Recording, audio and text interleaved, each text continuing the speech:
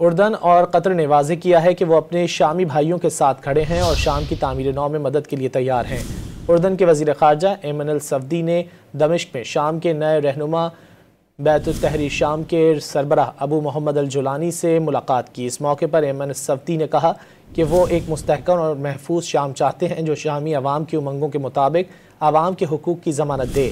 دوسری جانب قطری حکام سے ملاقات کے بعد بیت التحریر شام کے سربراہ ابو محمد الجولانی نے بتایا کہ قطری حکام شام کے توانائی کے شعبے اور بندرگاہوں میں سرمایہ کاری کے لیے تیار ہیں۔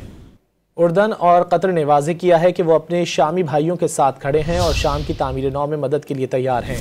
اردن کے وزیر خارجہ ایمن الصفدی نے دمشق میں شام کے نئے رہنما بیت التحریر شام کے سربراہ ابو محمد الجولانی سے ملاقات کی۔ اس موقع پر ایمن الصفدی نے کہا کہ وہ ایک مستحکم اور محفوظ شام چاہتے ہیں جو شامی عوام کی امنگوں کے مطابق عوام کے حقوق کی ضمانت دے۔